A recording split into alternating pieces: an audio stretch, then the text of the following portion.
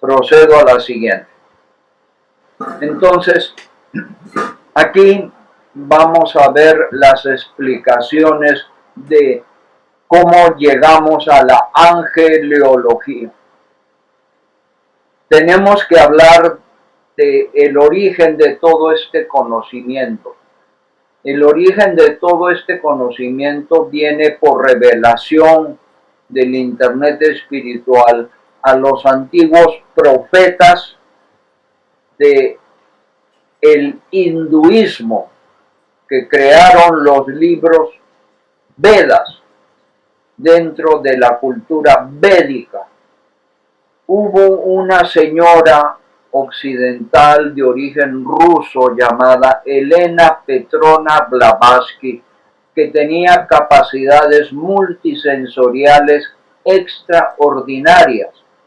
Se asoció con una graduada en biología química llamada Annie Besant y con 3 grandes científicos espiritualistas, y entre los 4 o 5 personas reunidas crearon un movimiento llamado Teosofía.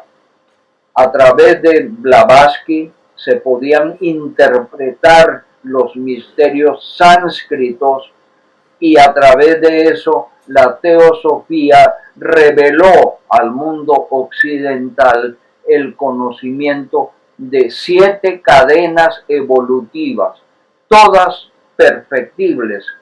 Y entonces de las 7, las cadenas de quinta, sexta y séptima son las cadenas de los seres superiores no encarnables que nuestro modelo de inteligencia espiritual rescata y complementa, porque la teosofía no tiene ese conocimiento complementario que Miguelito le ha dado a este modelo. Veamos.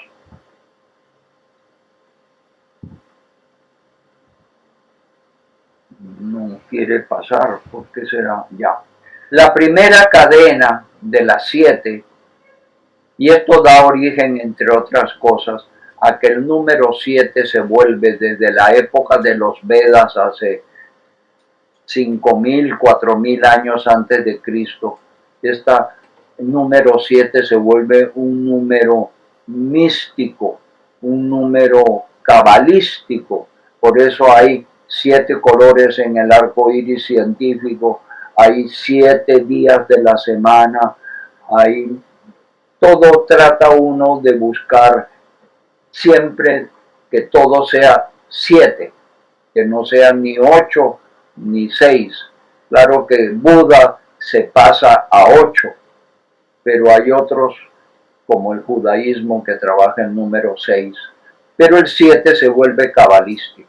Entonces, la primera cadena es la cadena evolutiva de todo el cosmos.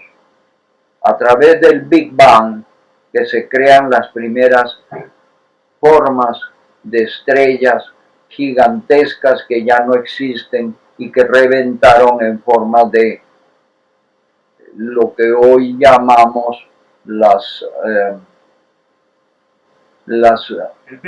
extintas grandes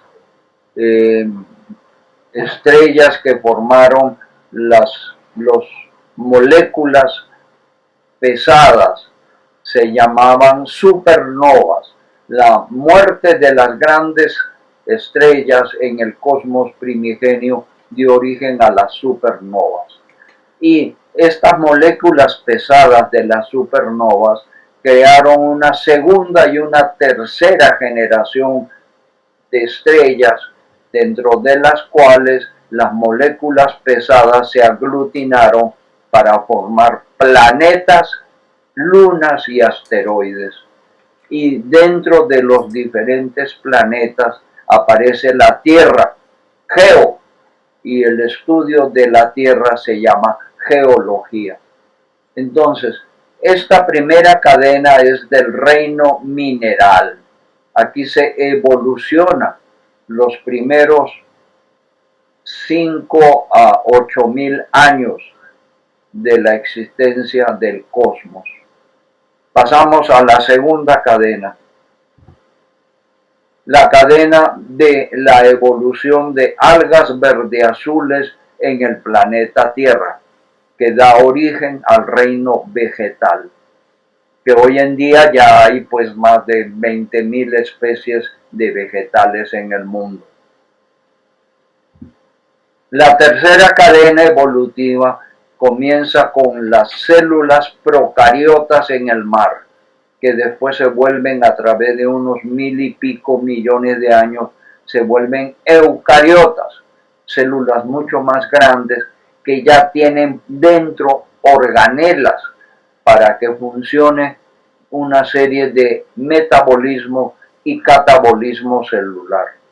Y a través de eso salen los seres multicelulares en el mar, que se vuelven anfibios y después terrestres, y dan origen al reino animal, que da origen a los vertebrados marinos, que se vuelven vertebrados anfibios, reptiles y después mamíferos, y dentro de los mamíferos los primates.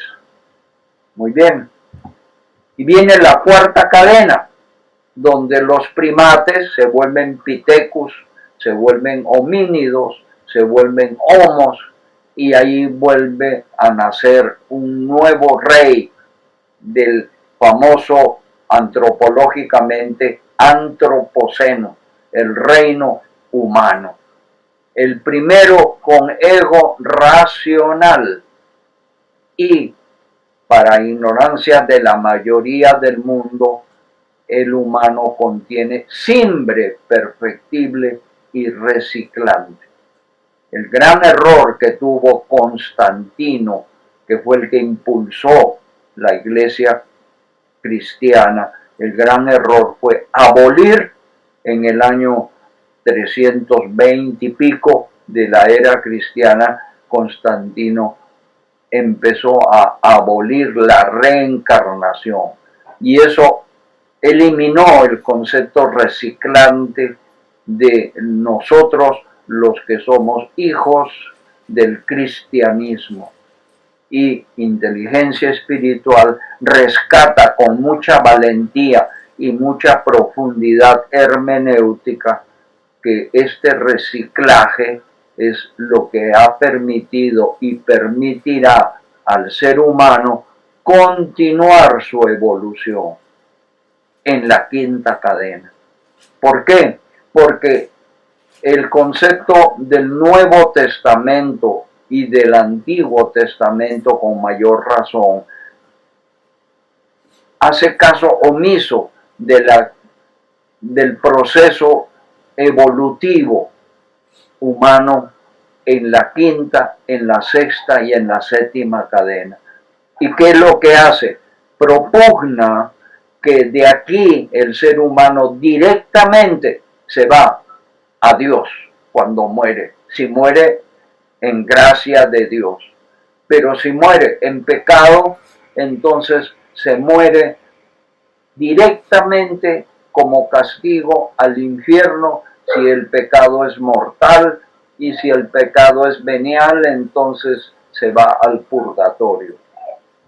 Proceso mandado a recoger, porque hoy en día la psicología moderna dice que esto es pura motivación extrínseca de premio y de castigo, del garrote y la zanahoria. Esta motivación ya ha sido revaluada, pero en los orígenes del Antiguo Testamento y del Nuevo Testamento, allí para motivar a los hombres de escasa cultura primitiva de aquella época, estos seres humanos no podían entender nada mejor que pensar que una vez que uno muere, o se va para el cielo o se va para el infierno. Hoy en día ya, por ejemplo, gracias al consejo que recibió el Papa Juan Pablo II de sus asesores, clérigos, expertos en todas las disciplinas, él reconoció en los años 90 que la evolución del ser humano era producto de la evolución del universo, o sea, de todas estas cadenas. Y a través de la evolución de estas cadenas, el ser humano se volvió racional y entonces no era una teoría tradicional que tenía la iglesia que abrazaba el creacionismo, que Dios directamente nos creaba a cada uno de nosotros, que Dios de un poco de barro hizo a Adán y de una costilla de Adán hizo a Eva, y que Eva posiblemente tuvo que ser la que le dio hijos a Caín, porque no había más mujeres. Y si Abel murió, entonces todos somos hijos de Eva con Caín. Entonces, este tipo de mitos ya ha sido totalmente revaluado. Ya ha sido totalmente revaluado. Así es como nosotros en inteligencia espiritual vamos a introducir el rescate de la quinta, sexta y séptima cadena, llamada la cadena de seres superiores, que descubrieron los Vedas, pero no lo supieron perfeccionar. Entonces nosotros aquí estamos para poder hacerlo. Empezamos con la quinta cadena. La quinta cadena evolutiva es desde los santos, que es el último estado perfectible del humano que muere con una cantidad de virtudes. Entonces, no son los santos propiamente calificados por el Consejo Ecuménico de Obispos y santificado por el Papa. De pronto se parece, pero los genuinos santos son calificados por seres superiores con oficio, que ahora vamos a ver.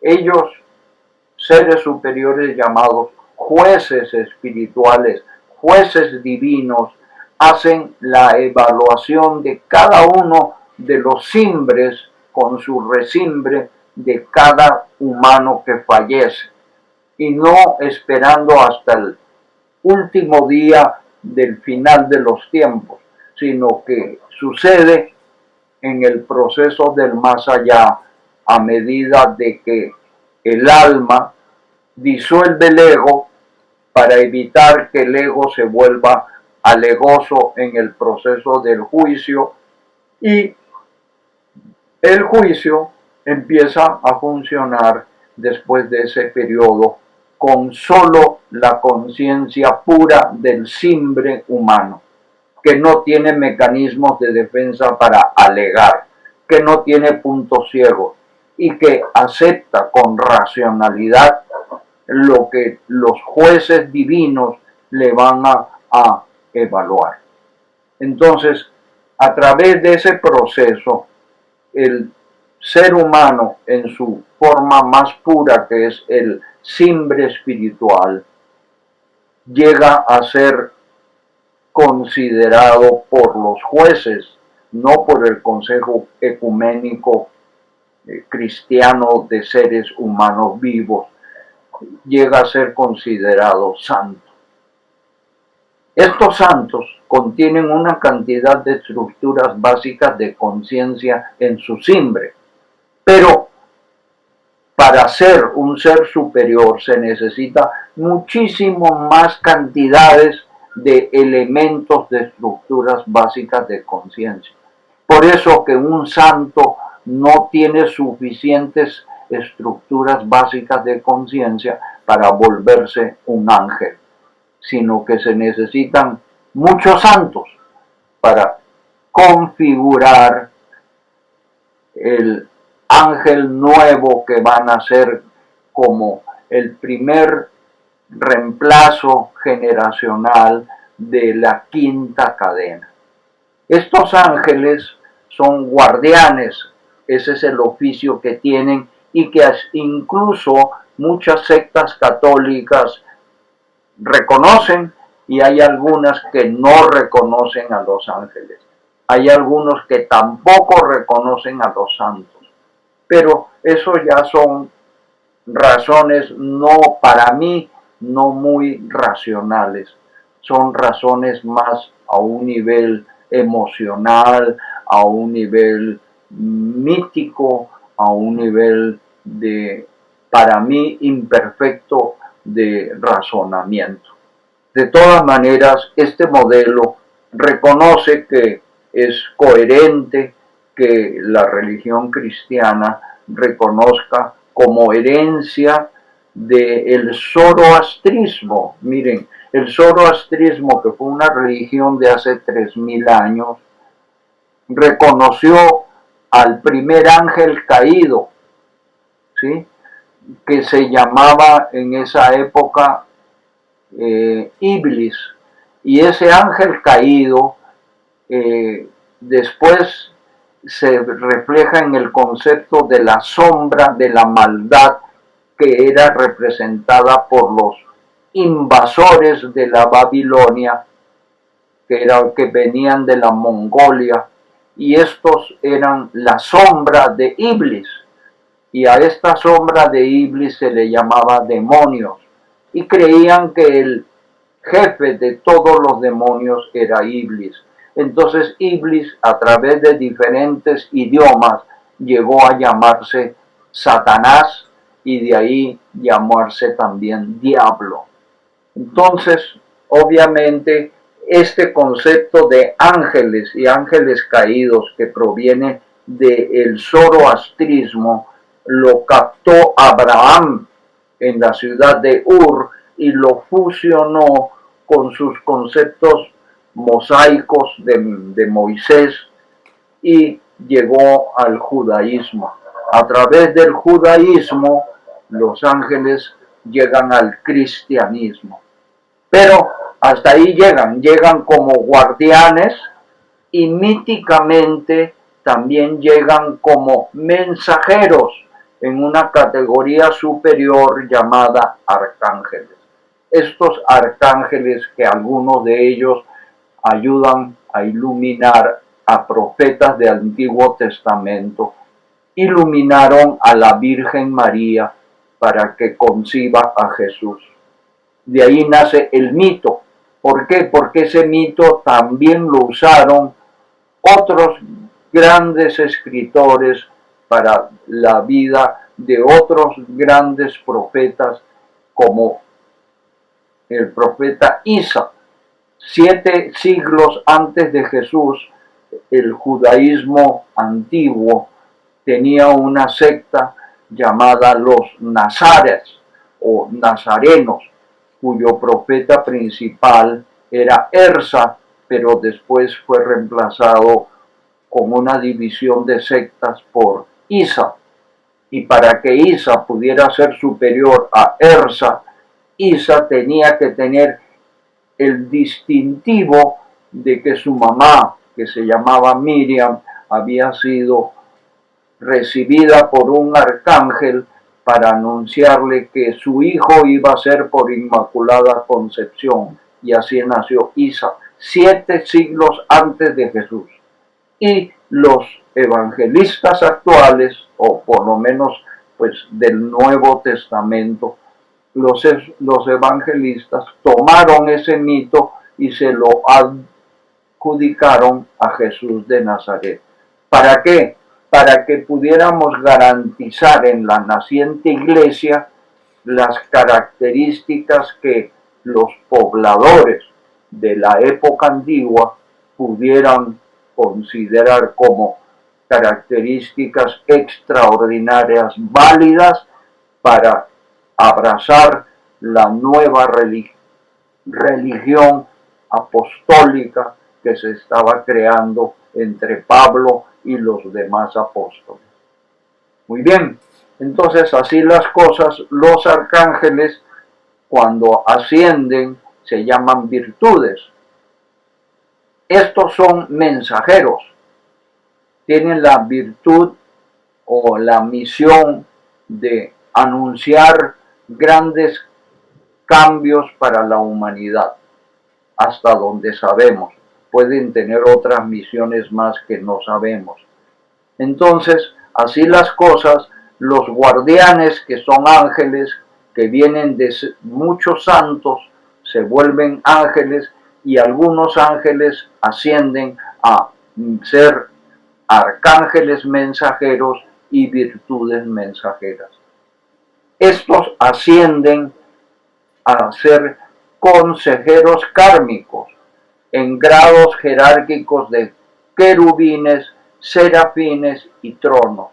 La palabra trono la usó el mismo Jesús de Nazaret en algún evangelio, en donde le dice a sus apóstoles, a sus discípulos: ustedes, cuando estén al lado mío, cuando yo me vaya, ustedes llegarán a ser tronos. Yo les daré el puesto de trono al lado mío.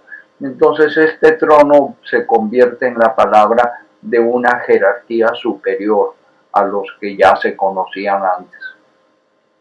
Como ven, aquí hasta la misma religión cristiana daba oficio a los seres superiores de la quinta cadena. Pero de ahí se quedaron, no dieron más oficio, de ahí se fueron para Dios.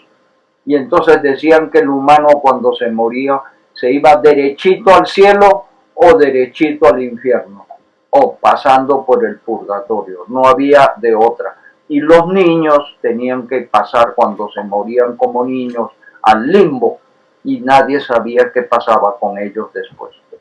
Entonces, así las cosas, nosotros hemos dicho, pero si es que hay sexta cadena y hay séptima, entonces la administración de guardianes y mensajeros y consejeros deben de continuar en órdenes superiores. Y así las cosas, pasamos a revisar la sexta cadena. Esta cadena ya tiene otros nombres, como potestades, que son los encargados de hacer el sincronismo kármico. Por ejemplo, en el caso de los humanos, es por sincronicidad de probabilidades kármicas que están prediseñadas en nuestro diseño preencarnatorio, es donde básicamente nosotros los humanos llegamos a establecer relaciones sincrónicamente con otros humanos y eventualmente con animales, plantas y el resto del ecosistema. Y por eso es que terminamos viviendo donde vivimos, terminamos casándonos o teniendo relaciones de pareja como las que tenemos o hemos tenido, que tenemos amigos, que tenemos empresas donde hemos laborado o continuamos, y así como también en estos momentos hacemos un conversatorio con los que estamos aquí, porque todo esto es labor de las potestades que hacen posible la sincronía kármica, de acuerdo con el reporte de los consejeros kármicos que asisten a las potestades. Entonces, estas potestades ascienden a ser dominaciones, y estas dominaciones están conformadas por jueces. Ya hemos hablado de ellos, los que evalúan el tipo de resimbre en nuestro simbre para ver si es que nos toca volver a nuevos ciclos de vida encarnatorios, o que ya llegamos o no a la santidad. Y así es como el juez emite su sentencia o su conclusión al arquitecto, y los arquitectos divinos, que son otros tipos de dominaciones, van a definir el diseño preencarnatorio en el caso de los que tenemos que tener nuevamente un nuevo ciclo encarnatorio, o definir el diseño no encarnatorio de los nuevos ángeles. Estos arquitectos divinos, que básicamente tienen una misión de resolver sincrónicamente miles de millones de variables simultáneamente, son también los responsables de sincronizar a través de las potestades, bajo el informe de los consejeros, qué tipo de movimientos masivos vamos a experimentar en este planeta Tierra, por ejemplo. Digo por ejemplo porque pueden haber otros mundos, otros planetas donde haya también que sincronizar masivamente fenómenos de la naturaleza. Fenómenos de la naturaleza que pueden ser inundaciones, lluvias diluvianas, que por ejemplo los profetas de turno convirtieron el diluvio universal con algo de leyenda y de mito, una advertencia para castigar a los pecadores. Pero para que eso fuera pues suficientemente dramático, le metieron elementos míticos al diluvio. Pero hoy en día el diluvio existe en ríos, en lagos y en ciudades, en donde por ejemplo en Bogotá hasta hace poco se han registrado inusualmente una cantidad de granizo. Pero bueno, también hay, además de inundaciones, hay erupciones volcánicas, como las que hubo en su pasado con el caso de Sodoma, en donde murieron tanta gente con la lava que los petrificaba. Pero también allí, igual que con el diluvio, le dieron ciertos mitos para que todo el mundo viera cómo una ciudad pecaminosa se destruía por la ira de Dios. Pero hoy en día vemos y seguimos viendo erupciones en todas partes. Algunas que no causan muertes como en Hawái, pero otras que han causado masivamente muchísimas muertes. Entonces, así también hay incendios forestales, hay una cantidad de otros terremotos, tsunamis, ciclones, huracanes, mejor dicho, también hay plagas, también hay pestes, también hay, como lo que hemos pasado últimamente, COVID-19, y antes de eso el SIDA, y antes de eso pues el ébola, y bueno, una cantidad de cosas como malaria, tifoidea, tuberculosis, y ahora con el dengue. En fin, todos esos fenómenos sincrónicamente lo manejan las potestades a la luz de los consejeros, que van a tener básicamente que hacerle caso a los arquitectos divinos. Pero estos arquitectos divinos saben que pueden haber, en algunos casos masivos, muertes de muchos inocentes. Esos inocentes serán compensados con karma de amor en el próximo ciclo, para que aprendan a través de karma de amor y no de karma de dolor. Porque muchos que no son inocentes tendrán que pasar karma de dolor en el próximo ciclo. Miren lo importante que es el reciclaje encarnatorio. Miren lo importante que es volver a rescatar aquello que el emperador Constantino 300 y más años después de la muerte de Jesús, abolió en la religión católica y cristiana en general, pese a la oposición de reencarnacionistas como el gran obispo Orígenes y el gran obispo de San Clemente de Alejandría.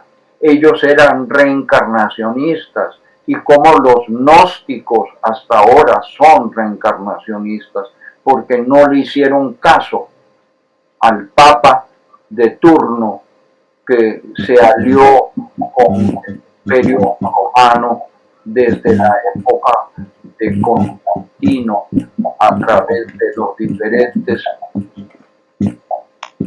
emperadores del imperio, como Justiniano en la época, yo no sé, Santo Tomás, San Agustín, que fueron todos ellos grandes pensadores, pero anti-reencarnación.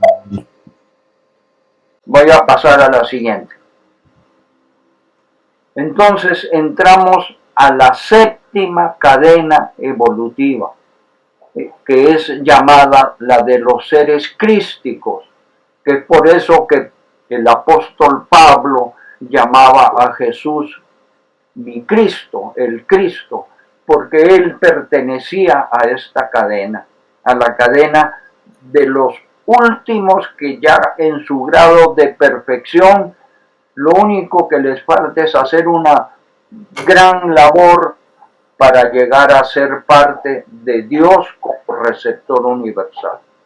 Entonces miren cómo la religión cristiana en sus dogmas se salta con el facilismo de mala interpretación de la salvación, se salta del reino humano que estoy señalando con el puntero directamente a Dios, que tiene el cielo y el infierno como lugares que hoy día San Juan Pablo II dice: no, señor, no existe ni el cielo, ni el infierno, ni el purgatorio, ni el limbo como lugares. Son estados de ánimo que el sistema psicológico hace con karma de dolor para que todos en vida aprendamos lo que nos falta.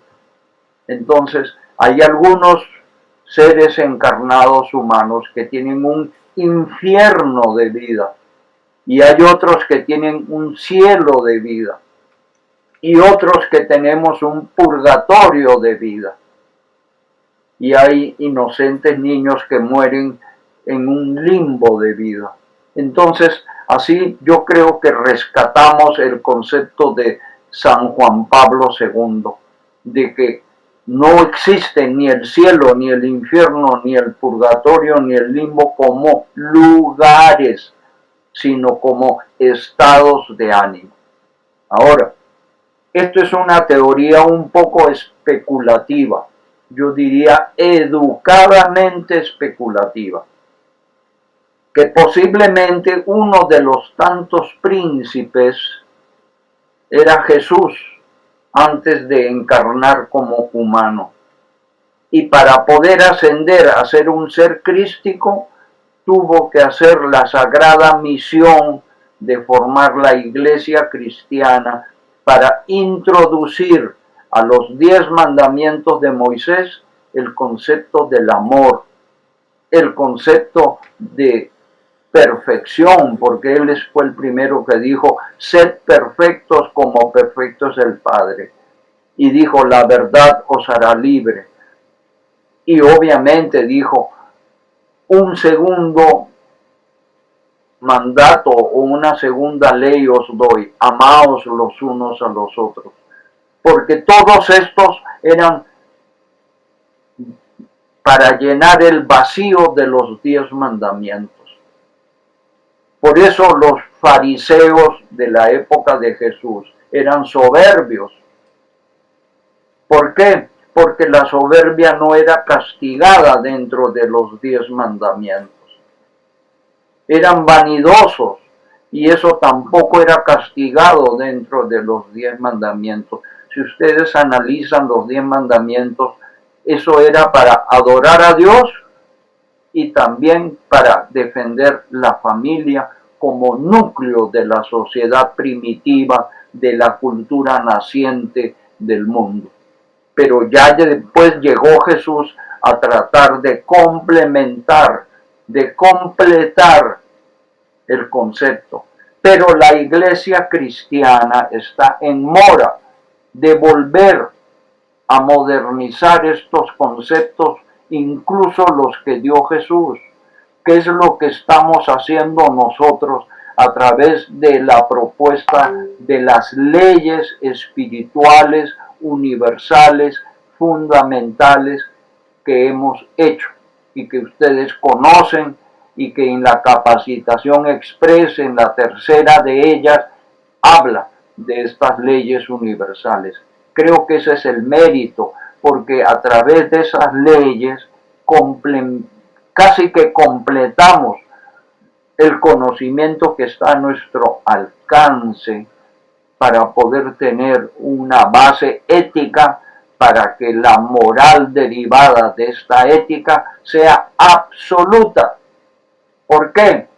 Porque viene de un sujeto de la ética que no es humano, que es un ser superior, no encarnable, como Jesús. Entonces, así las cosas, volviendo al caso, Jesús termina su gran misión en donde el dramatismo de su crucifixión, pero ojo, la crucifixión era un medio de hacer que mueran los ladrones. Por eso que él muere rodeado de 2 ladrones. Por eso, porque la crucifixión era como decir hoy en día la muerte por inyección fatal, y hasta hace unos años la muerte por silla eléctrica, y algunos países del Medio Oriente es la muerte por ahorcamiento. Pero en esa época la muerte era a través de la crucifixión o a través de la decapitación, o sea, degollamiento. Y acordemos que uno de los discípulos de Jesús es cortado en 2 con una sierra.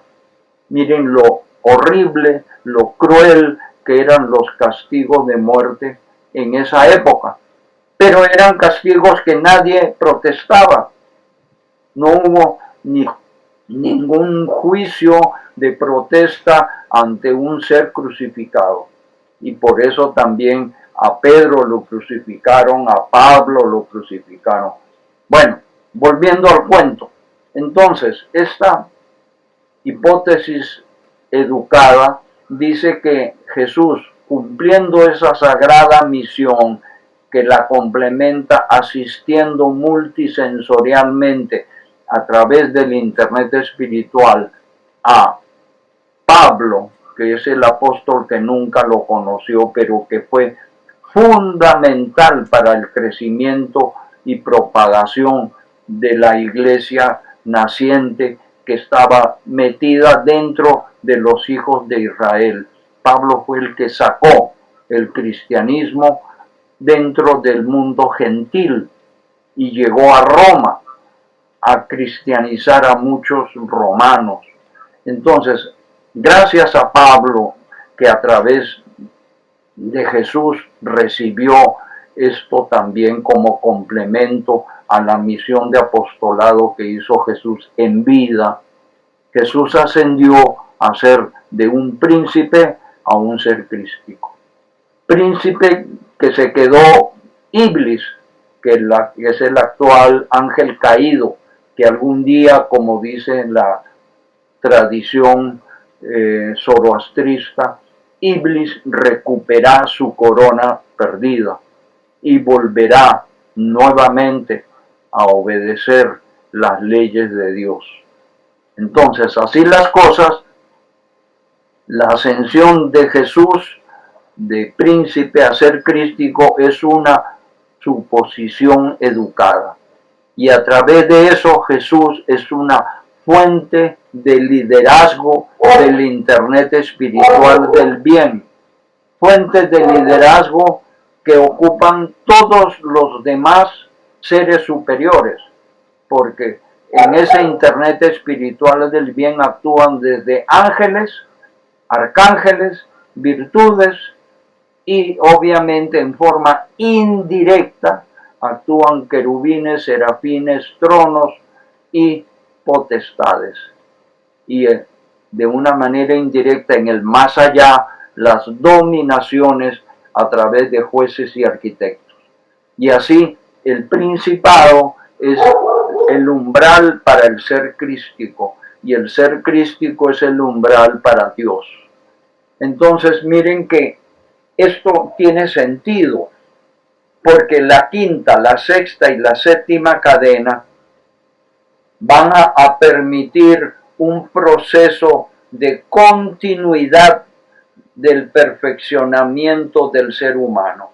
El simbre del humano pasa a formar parte de nuevos ángeles y los ángeles, algunos por mérito, a formar parte de nuevos arcángeles, estos a nuevas virtudes, estos a nuevos querubines, a nuevos serafines, a nuevos tronos, a nuevas potestades, a nuevas dominaciones, a nuevos principados y finalmente a los poquitos seres crísticos.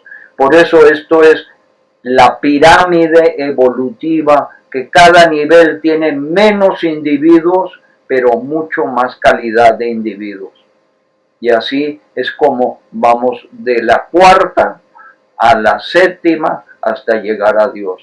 Pero el cristianismo, incluso en las prédicas actuales de los evangelios en misa, solamente hacen creer a los fieles que el humano que se porta bien, que no peca, o que el que pecó y se arrepiente, confiesa y comulga, a la hora de morir en gracia de Dios, se puede ir derechito acá, al cielo de Dios, de lo cual hace dejar sin oficio a todas estas seres superiores. Ahora, hay una cosa que yo quiero que ustedes comprendan. La ciencia actual ha descubierto que el universo es tan grande, que haciendo en cuenta que solo existe uno solo, porque hay propuestas no probadas de universos paralelos, de multiuniversos, etcétera, etcétera, pero que no se han probado. Pero que existe un universo, no, nadie puede dudarlo. Pero este universo es tan grande que lo que nosotros como humanos podemos percibir es solamente el 4 y pico % de todo el universo. El 4 y pico % de todo el universo. Mejor dicho,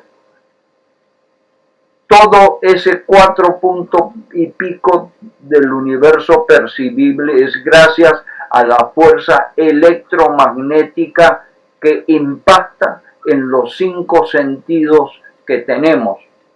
Y eventualmente muy poco sabemos del sexto sentido y del séptimo para llegar a manejar el concepto de multisensorialidad del humano. Pero ya está empezando a hablarse de que somos seres multisensoriales, no limitados a 5. Pero aún así, solamente percibimos el 4 y pico % de todo el universo. Nada sabemos o muy poco de la materia oscura, que está formada por grandes masas de neutrinos, de grandes masas de muones, de piones, grandes masas de agujeros negros, que todo eso conforma la materia oscura. Nada sabemos que cada partícula tiene su contraparte de energía negativa, manejando las antipartículas. Nada sabemos de que la materia oscura, que es el 25% del universo, es también manejada por el 70% del universo, que es la energía oscura. Energía oscura que se descubre a finales del siglo pasado y que todavía el concepto científicamente está en construcción, pero que yo creo que para poder manejarlo adecuadamente debe de introducir variables espirituales. Pero esa energía oscura sigue siendo reducto del materialismo reduccionista de la actual ciencia. Por eso, en mi libro 2 de la verdad, de la colección de Cabalgando en Hombros de Gigantes de Pensamiento, en ese libro 2, yo termino diciendo que la ciencia debe de volverse holística, que la mecánica cuántica y la física cuántica debe aceptar la existencia de mentes espirituales en partículas, átomos, moléculas, células y órganos y sistemas biológicos para poder entender en una manera completa cómo funciona después el espíritu del ser humano y obviamente cómo funciona toda la administración que está en manos de estos seres superiores que son de la quinta, sexta y séptima cadena,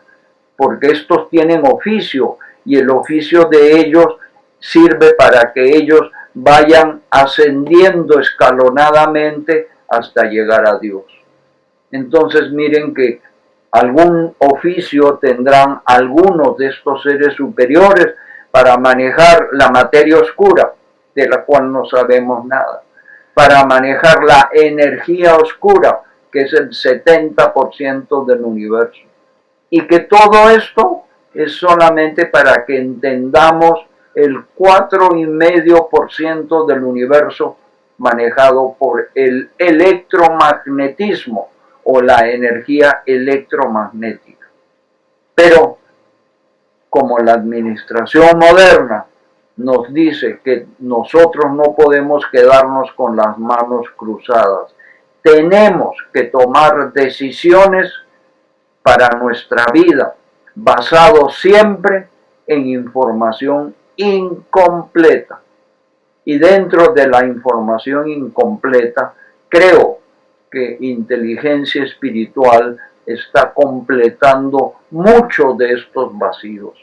Y por eso creemos que debemos de hacer que todo el mundo conozca inteligencia espiritual y es.